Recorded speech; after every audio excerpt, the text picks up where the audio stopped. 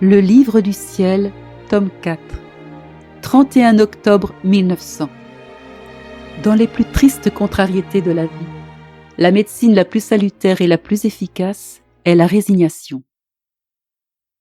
Me trouvant dans mon état habituel, je me suis sentie hors de mon corps et j'ai trouvé la maman reine. Dès qu'elle m'a vue, elle a commencé à me parler de la justice. Elle m'a dit que la justice était sur le point de frapper avec toute sa fureur contre le monde. Elle m'a dit beaucoup de choses sur le sujet, mais je n'ai pas les mots pour les exprimer. Pendant ce temps, je voyais le ciel tout rempli de pointes d'épée dirigées contre le monde. Elle ajouta : « Ma fille, tant de fois tu as désarmé la justice divine, et tu étais contente de recevoir sur toi les coups de la justice. Maintenant que tu la vois au comble de sa fureur, il ne faut pas te décourager. Sois courageuse. L'âme remplie d'une sainte force entre dans la justice même et désarme-la. N'aie pas peur des épées, du feu et de tout ce que tu pourras rencontrer. Afin d'atteindre ton but, si tu te vois blessé, abattu, échaudé ou rejeté, ne retourne pas en arrière. Que cela soit pour toi un stimulant pour aller de l'avant. Vois-tu, dans ce but je suis venu à ton aide. Je t'ai apporté un vêtement grâce auquel ton âme acquerra le courage et la force de ne rien craindre. » Cela dit, de l'intérieur de son manteau, elle sortit un vêtement tissé d'or et assorti de diverses couleurs avec lequel elle revêtit mon âme. Ensuite, elle me donna son fils en me disant : « Voici que comme gage de mon amour, je te donne la garde de mon très cher fils, afin que tu le protèges, que tu l'aimes et que tu le contentes en tout.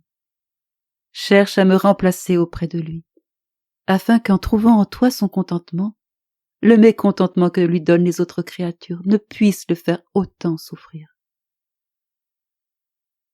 Qui pourrait décrire combien je fus heureuse et fortifiée, revêtue de ce vêtement et avec ce gage amoureux dans mes bras?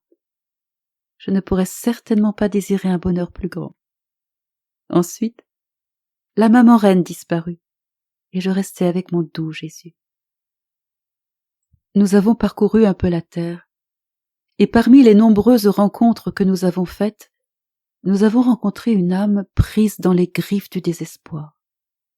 Plein de compassion pour elle, nous nous sommes approchés et Jésus a voulu que je lui parle pour lui faire comprendre le mal qu'elle faisait.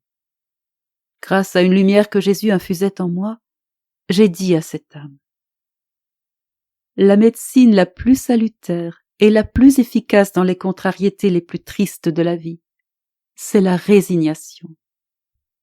Toi, dans ton désespoir, au lieu de prendre cette médecine, tu es en train de prendre le poison pour tuer ton âme.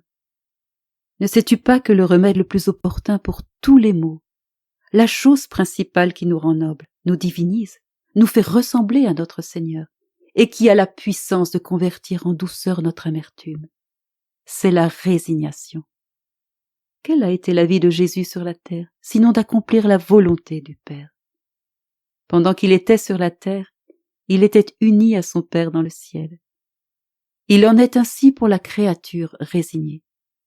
Pendant qu'elle vit sur la terre, son âme et sa volonté sont unies à Dieu dans le ciel. Que peut-il y avoir de plus précieux et de plus désirable? Comme si elle avait été secouée, cette âme désespérée commença à se calmer. Jésus et moi, nous nous sommes retirés. Que tout soit pour la gloire de Dieu et qu'il soit toujours béni.